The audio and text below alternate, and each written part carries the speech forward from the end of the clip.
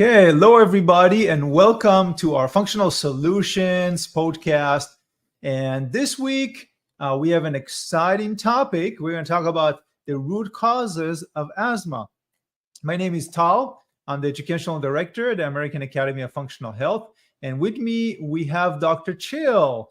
Hey, everybody. He's a functional medicine physician with years of experience in functional, nutritional, and integrative medicine. So we're very blessed and honored to have Dr. Chill with us. It's great to be here.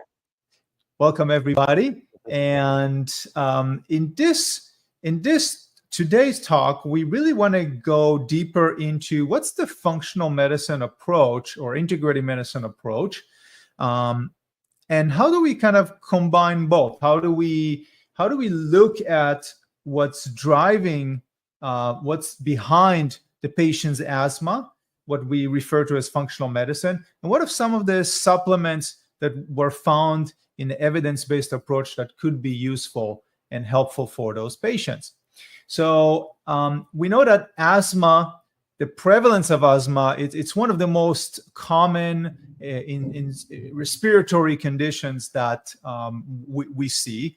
Obviously, there's the CDC reported that there's a significant increase in reported asthma cases and diagnosis of asthma. So in 2001, there were about 20.3 million Americans diagnosed with asthma.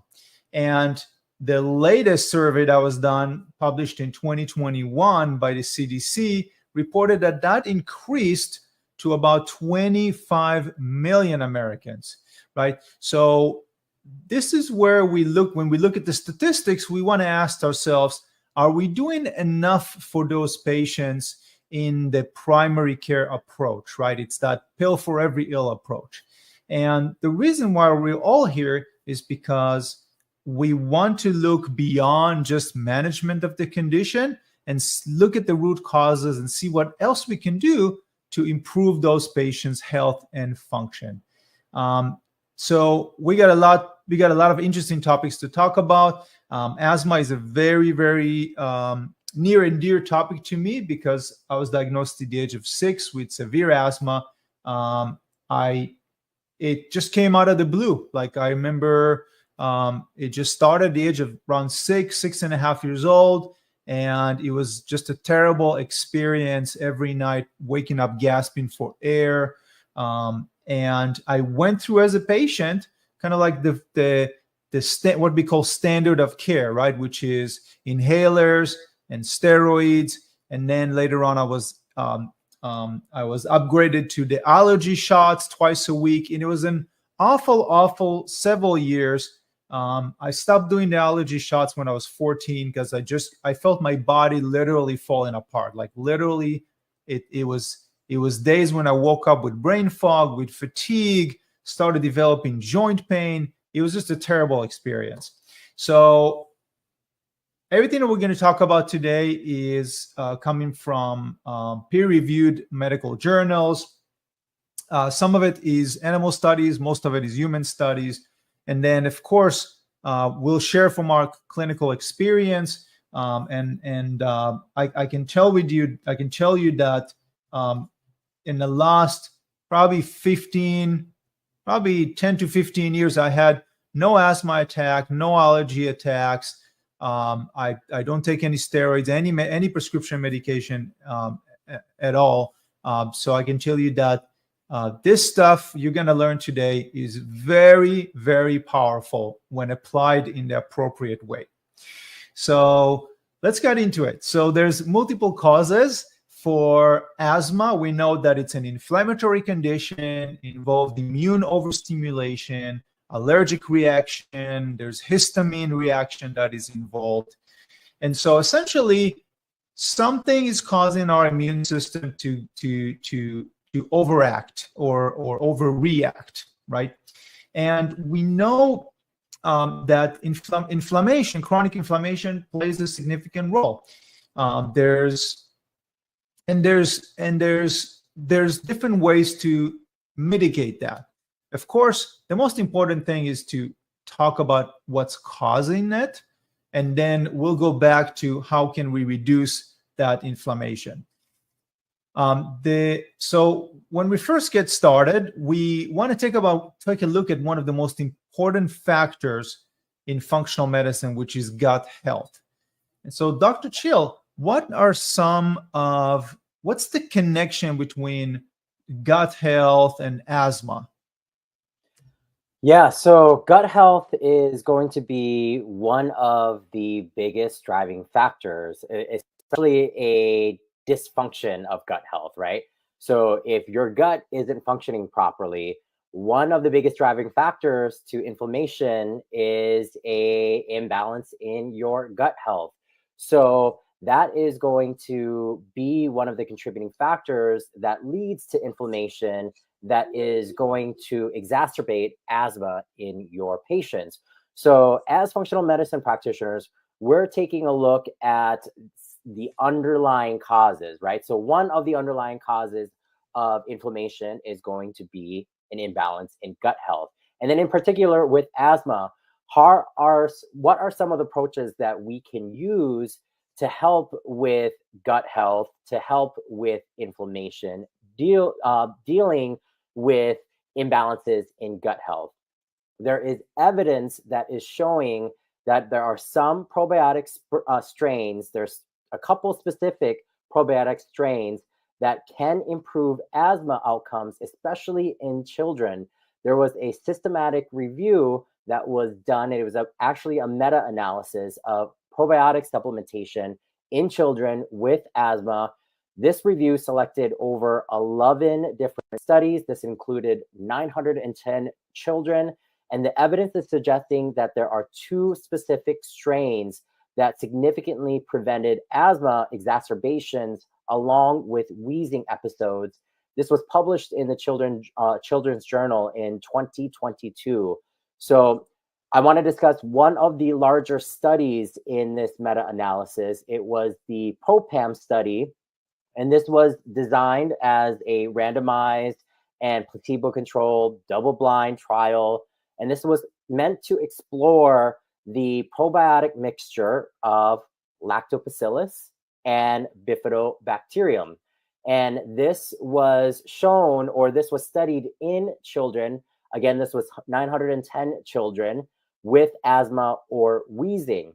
The study evaluated the impacts of asthma exacerbation and wheezing episodes and the disease severity, and it showed that these two specific strains alleviated the severity and improved the wheezing episodes for these children.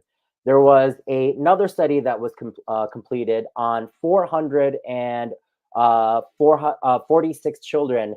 This trial did 225 in the active group and then 221 in the placebo group and this probiotic mixture showed that they had diminished odds of having an acute respiratory episode to about a third of improvements for these children. So probiotics are a really good supplement to consider when you are working with children or even with adults with asthma. Yes, absolutely. And for any of you who are looking for which specific probiotics Dr. Chill was talking about in this particular randomized placebo-controlled double-blind study, the two species that they were talking about is the first one is Lactobacillus salivarius. So that's salivarius. And the second one is Bifidobacterium breve, which is B-R-E-V-E. So Bifidobacterium B-R-E-V-E, breve. And there are a few companies that have those probiotics. Genestra, for example. Genestra is a professional grade brand, and it's high quality probiotics. So they have multiple probiotics that have this particular species, the Lactobacillus salivarius. So one of them is the HMF maternity.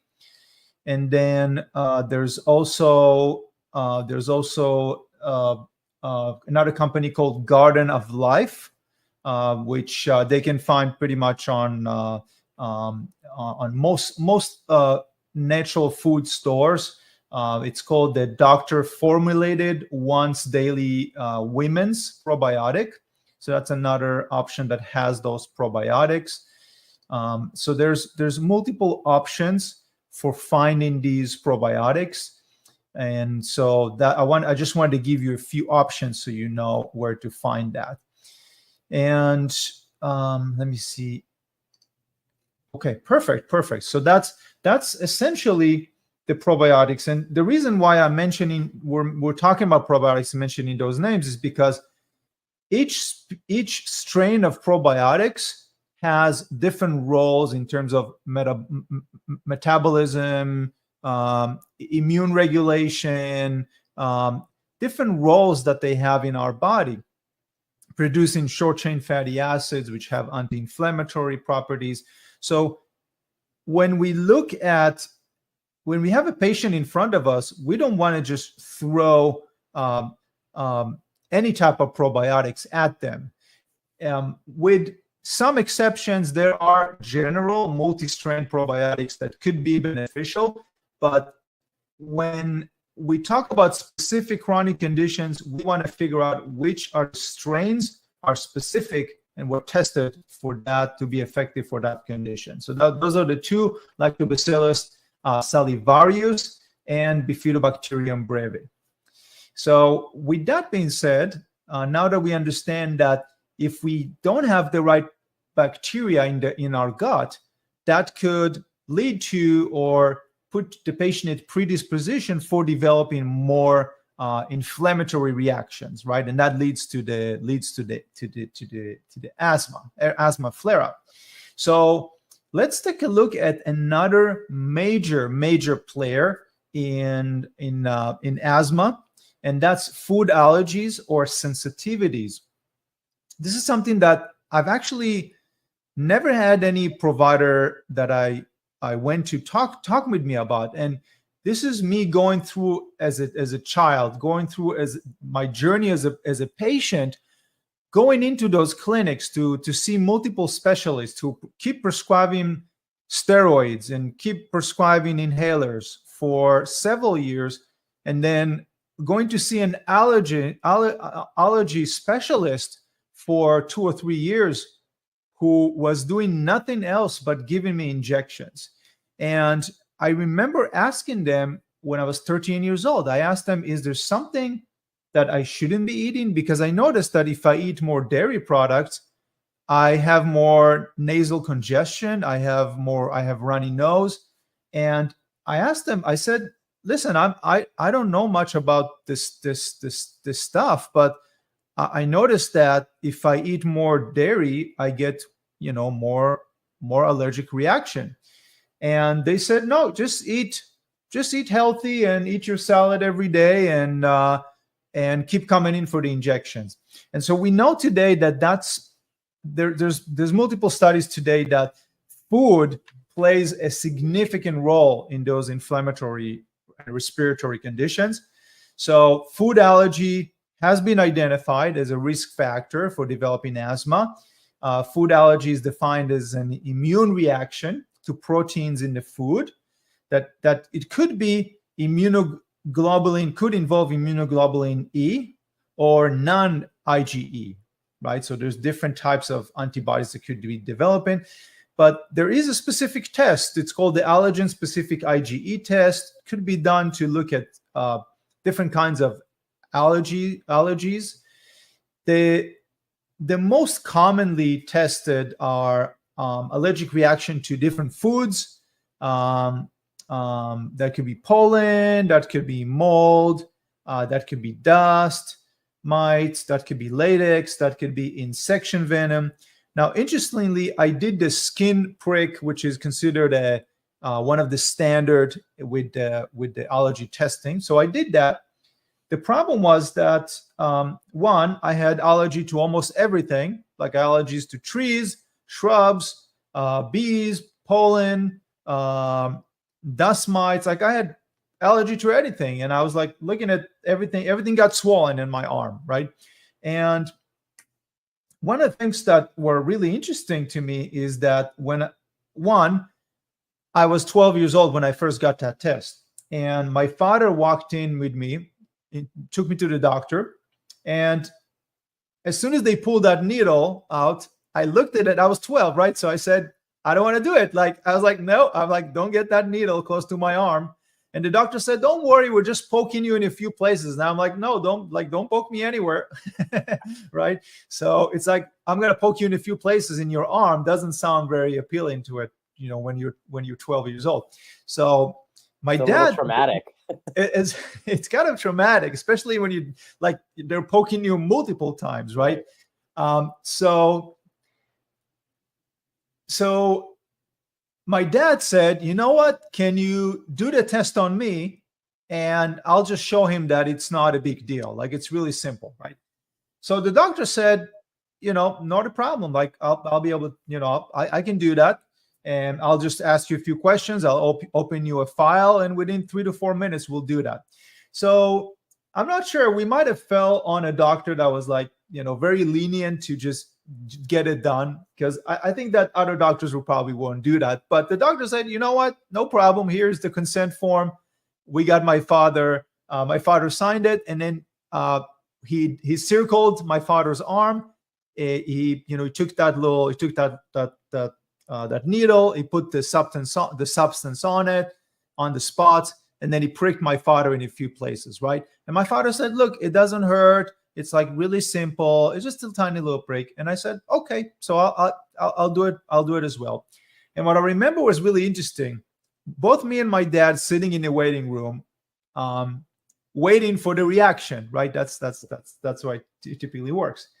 And when we got back in the room, the allergy specialist looked at my arm and he was like, oh gosh, like you have a reaction to almost everything. And then he looked at my dad and he had the same exact thing.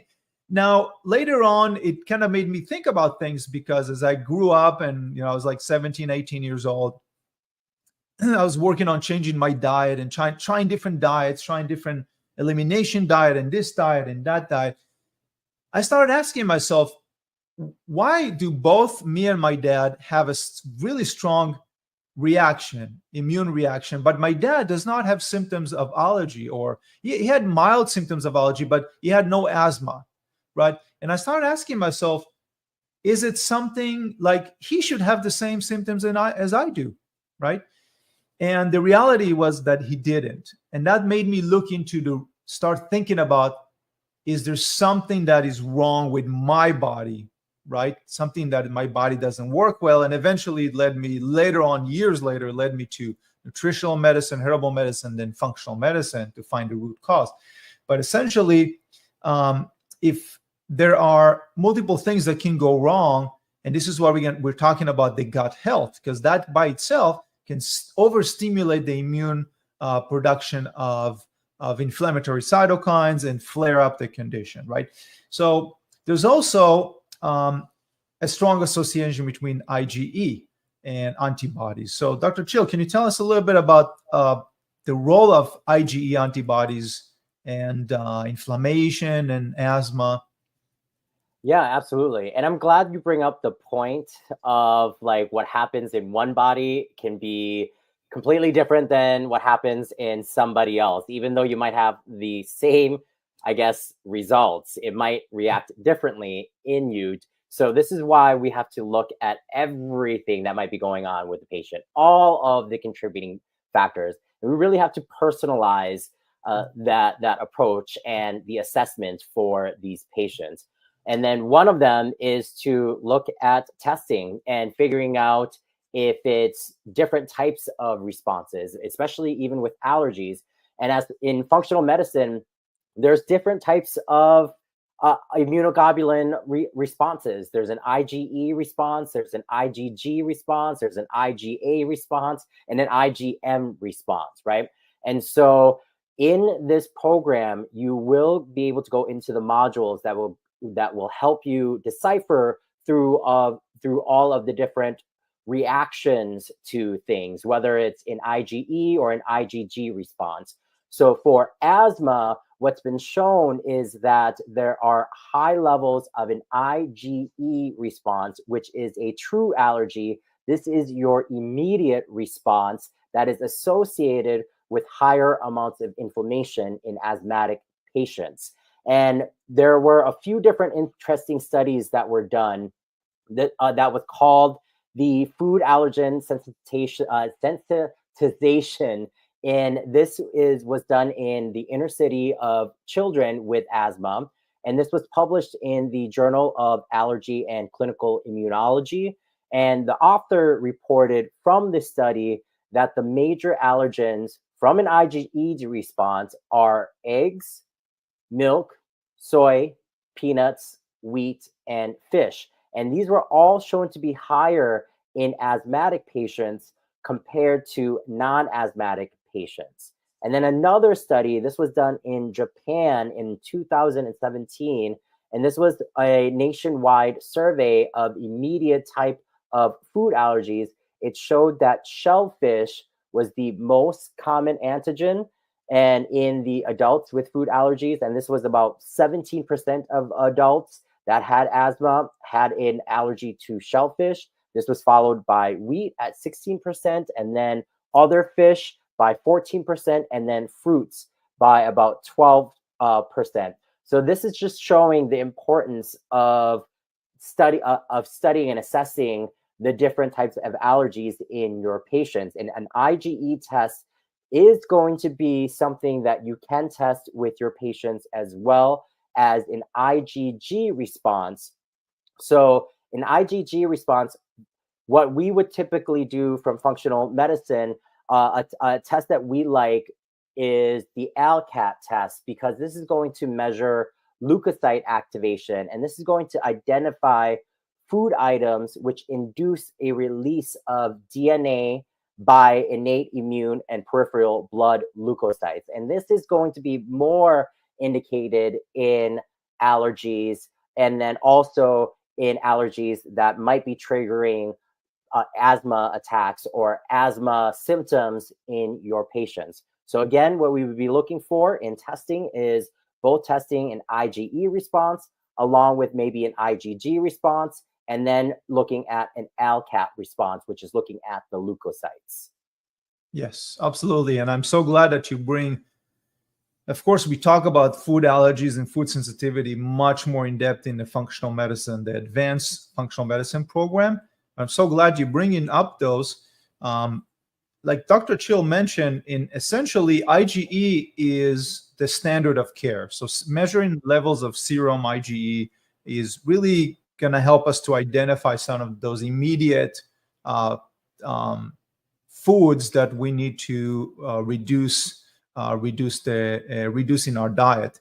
And with that being said, IgG or IgG4, which is one type of IgG, is there's a lot of labs that heavily promote that. Same thing with ALCAT test. And there's pros and cons to these tests. With IgG, both tests are a little bit controversial, and it's important to know that in advance. IgG test is measuring, it's believed to be measuring the markers of exposure to food and probably tolerance. So there's some interesting studies out there showing that babies will have higher IgG for certain foods, and then they measured a few years later in childhood, and they found that those foods no longer trigger an IgG reaction. And so that's why there's some controversy to it. ALCAT test, same thing. With ALCAT test, it's, we considered, in my practice, we consider that the gold standard because it really measures the activation of the white blood cells, the leukocytes.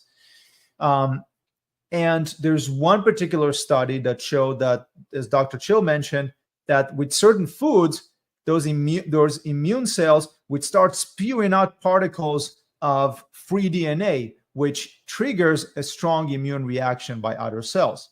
So, but that's as far as we got, because there's while there are a few studies about ALKET test, most of them are smaller studies, so more studies are needed. And same thing with IgG. So you can pick whatever test will work better for you. I know that Dr. Chill really likes to use IgG. I've seen other practitioners that very experienced, and they use IgG and IgE and IgA. So those are all good options. And then our favorite in our practice was ALKET test, which was, the downside is that it's more expensive, right? So that's something to consider. So you can kind of pick whatever would work best for you.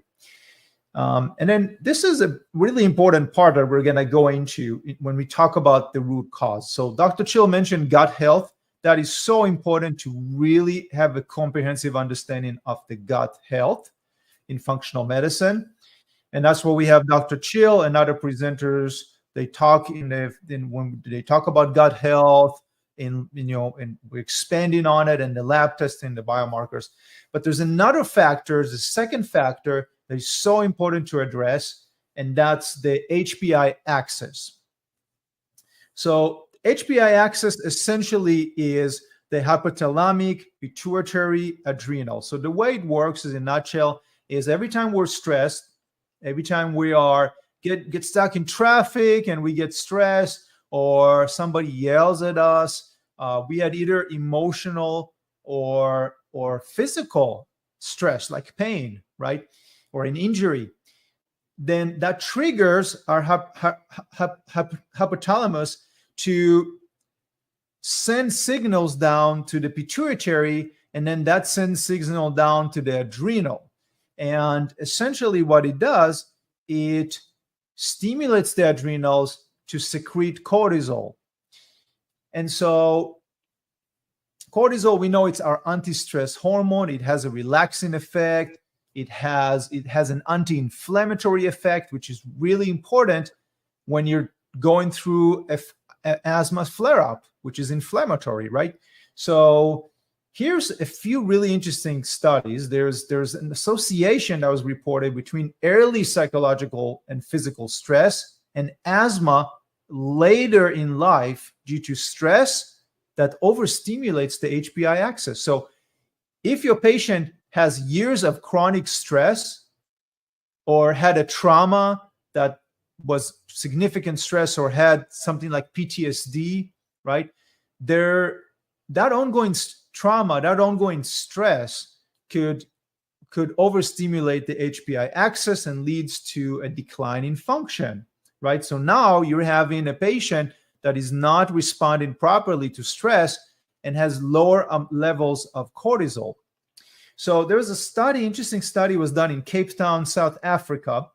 They took 143 asthmatic children that were on steroid therapy, and they measured their fasting morning serum level of cortisol, their adrenocorticotropic hormone, which stimulates leading to stimulation of the adrenal, and then overnight metiparafone test, which was added if the morning serum cortisol levels were above 83 nanomole per liter.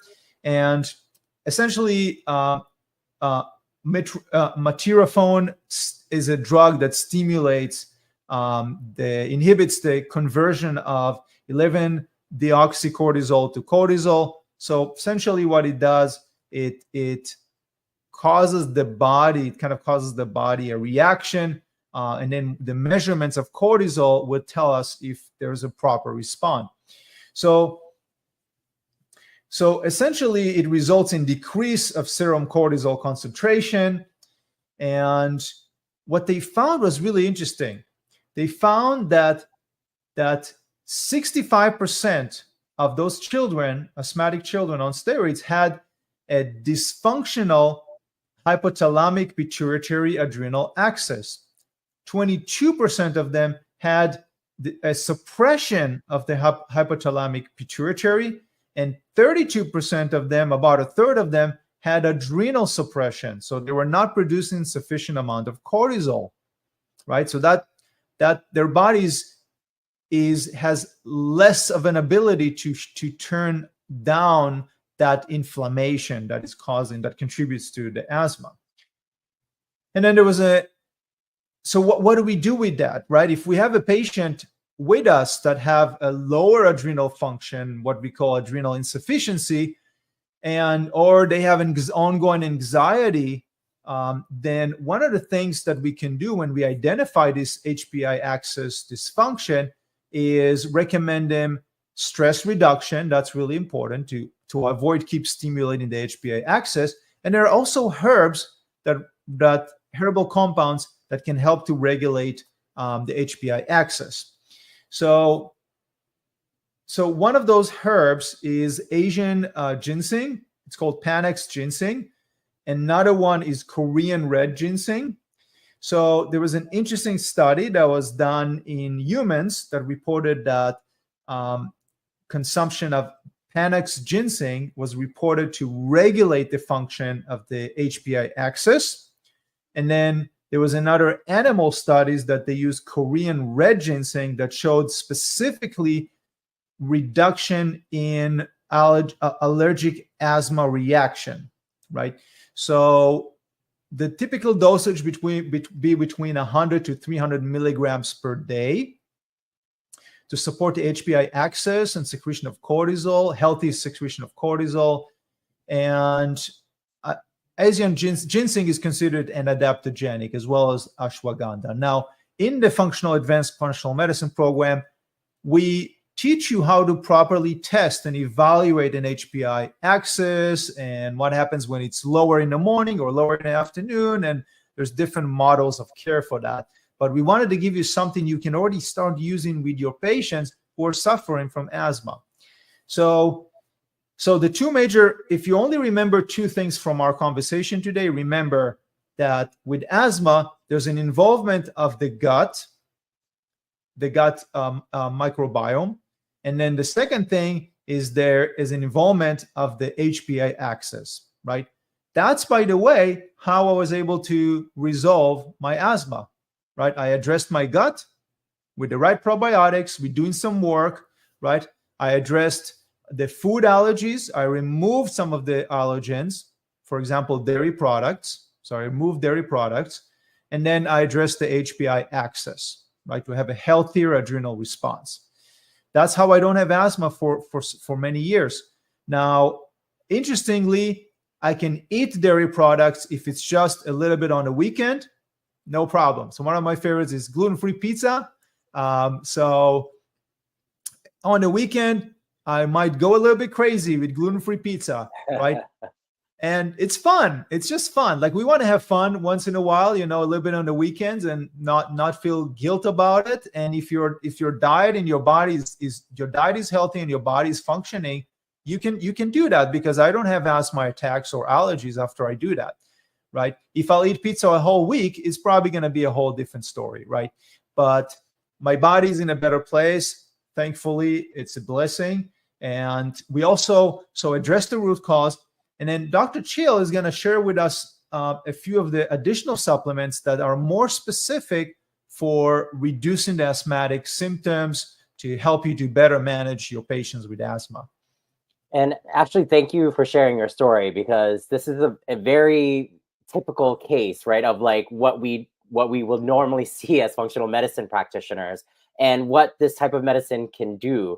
You get to, as Dr. Cohen was saying, you get to still live life, right? Our job is not to be extremely strict with everything. Our job is to help our patients heal. They get to a certain point where they get to be able to enjoy things in life as well. And for Dr. Cohen, it is that gluten-free pizza. I mean, who doesn't love pizza? So I'm glad that you were able to address your issues, Dr. Cohen, and that you're able to enjoy things like the gluten-free pizza. And then on top of the Asian ginseng that you were mentioning, another way that your patients can consume this is actually through a tea. I've actually had some patients just take Asian ginseng, boil it down in like a medium type of boil in filtered water, and then just drink that throughout the evening time, and that's helped with some of the relieving some of their stress factors, along with some of their symptoms associated with asthma. I had them do the Asian ginseng along with some lemon or some other citrus, and that seemed to calm down their stress factors and the inflammation that was associated with some of the symptoms that they were experiencing in asthma. So other supplements that you can look into for asthma, this is going to be directly related to the inflammation that Dr. Cohen was talking about earlier as a main contributing factor to asthma. This supplement is great because it impacts the inflammation that is directed towards the lung, and in particular with patients who are having asthma episodes. And this supplement is called astragalus. It has been shown to reduce the expression of key initiators of allergic Th2 associated cytokines, and these are interleukin 4 and interleukin 5. And these are all mediators that can exacerbate the lung tissue in asthmatic patients. And it's also been shown to inhibit NKB, which is another cytokine or pro-inflammatory cytokine. And then it can regulate the balances in between Treg and Th117 immune cells. And the dosage that was recommended is at 500 milligrams to about 7,500 milligrams twice daily. And that was, again, the supplement is astragalus. Wonderful. Yes, those are great recommendations because we really want to, while we address the root cause, we don't want to just let the patient continues to suffer, right? We know that they have a prescription that will manage their condition, but for many patients, just as myself, I was keep upgraded in the medication, like inhalers and steroids and pills and then injections. So obviously the statistics are showing us that there's a continuous increase in the number of people who are suffering from asthma, right? In the last 20 years, probably about 3 to 4 million more, from 20 to 20, I think it was 25 million that we talked about, right, in the beginning of this presentation. Yeah, about 25 million reported by the CDC. So we know there's more and more people suffering from asthma. So we have to address the root cause if you really want to improve their health and provide them with a real solution. But as Dr. Chill mentioned, why not add 2 or 3 supplements if it's appropriate to start improving their health, start improving their symptoms by optimizing their function. And the goal is really for them to come back to you 2 weeks or a month later and say, Doc, I'm feeling I got some small improvements. Great, we're heading in the right direction. Let's proceed, right? Instead of just waiting for the functional labs to come back, instead of waiting until we're confident and we're absolutely sure about the root cause. Like, in the meantime, we're giving you guys tools that you can start using when you have a patient with asthma in front of you. So talking about those astragalus is really important. You also have another supplement that's called Coleus forsculi, which is a tropical plant, which raises the CAMP levels and leads to relaxation of bronchial muscles and asthma symptoms. And the dosages with that is 100 to 500 milligrams per day as an extract. One thing to know is that the supplement that Dr. Chill mentioned, the astragalus, there's some really good data on it, like modulating the immune system, really good studies with animals and with asthmatic children. So some really good studies there. When it comes to Coleus forsculi, we currently only have seen studies that are done in animals. So just take that under consideration when you recommend your patients. Obviously, the higher level of evidence would be astragalus. And if you want to add something, then consider adding Coleus, but we want to make sure that you're aware that the level of evidence there is not human human trials. So just for you to know. So another supplement that we want to talk about when we talk about asthma, we know that asthma is an inflammatory condition. We mentioned that multiple times. So one of the things that we want to start with when patient comes to see us and they have asthma is reducing that inflammation, right? So of course, we're going to work on the root cause and what triggers or contribute to that flare up. We talked about multiple things. We talked about the gut and the food and the food reactivity and the HPA axis. But while we work on the root cause, while we identify the root cause, we get more data from the functional medicine labs, the patient in front of us is struggling. So the first thing that we like to do is typically give them something to reduce that inflammation. There was a really interesting study, and there's some great supplements that can help us do that. So when we look at the evidence-based approach, there was a really interesting study. It was a smaller scale study. It was published in the Journal of Clinical and Diagnostic Research. Had 60 patients who were divided into two groups. And those were asthmatic patients. And both groups received the standard drug therapy for asthma.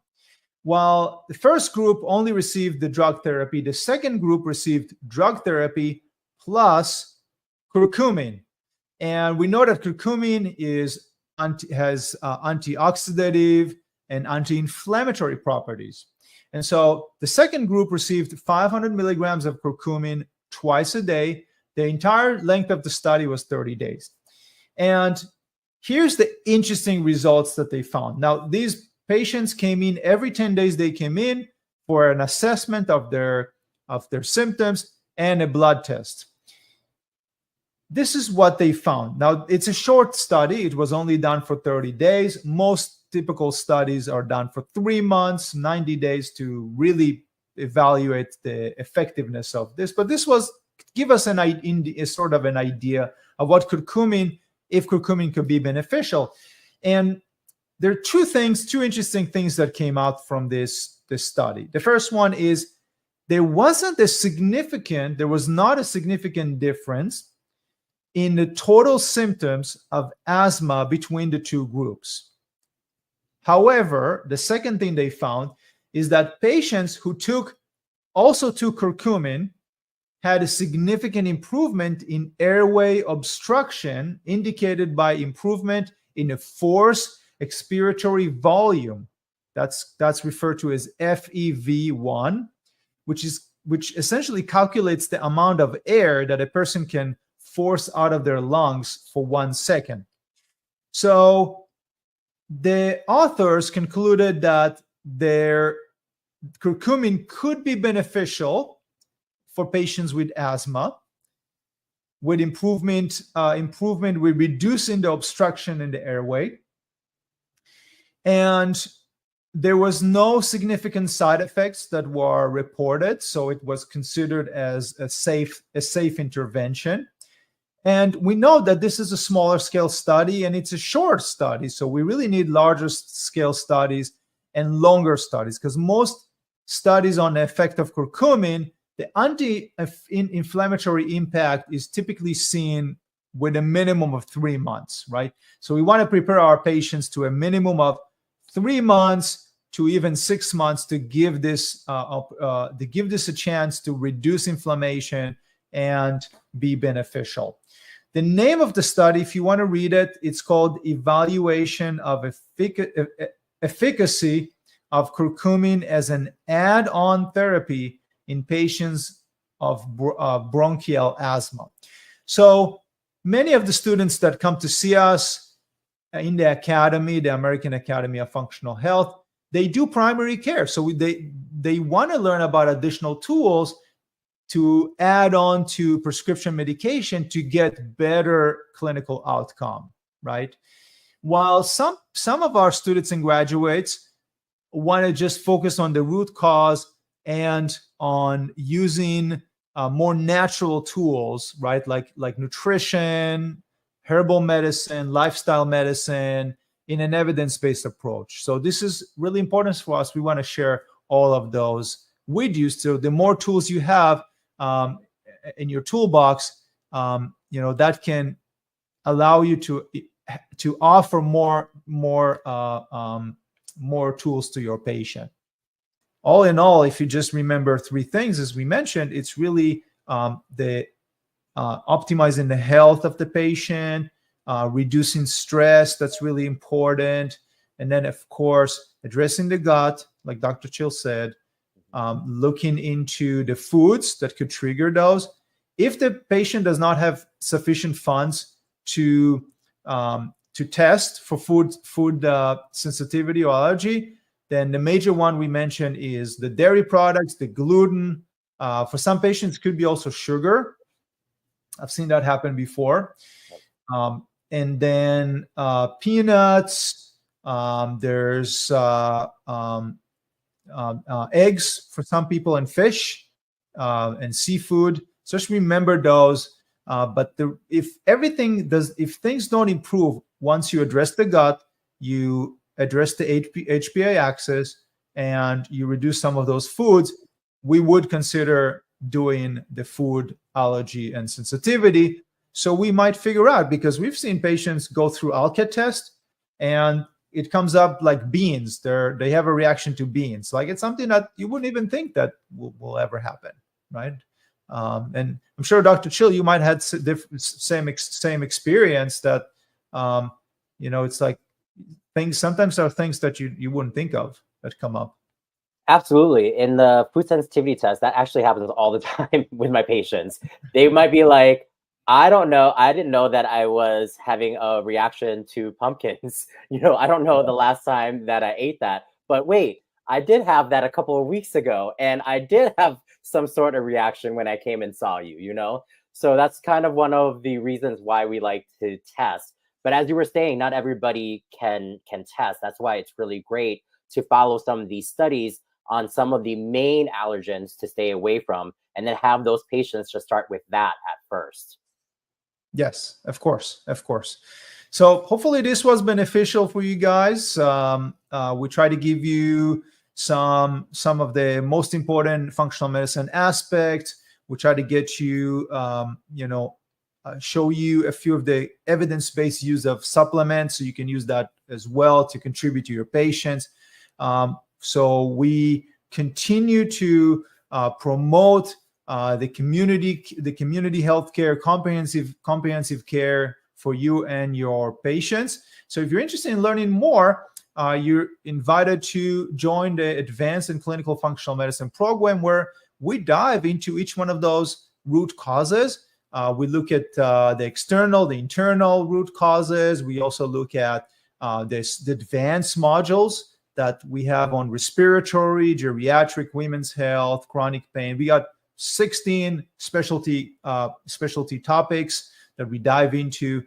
So you're welcome to reach out to us if you have any questions, you need additional information about something. And as usual, we're going to see you in the next podcast, which will be really, really interesting. It's going to be about irritable bowel syndrome. So take care for now. And thank you, Dr. Chill, for being here. Thanks for having me. And I'm Tal from the American Academy of Functional Health. And take care for now, and best of health. We'll see you in the next podcast.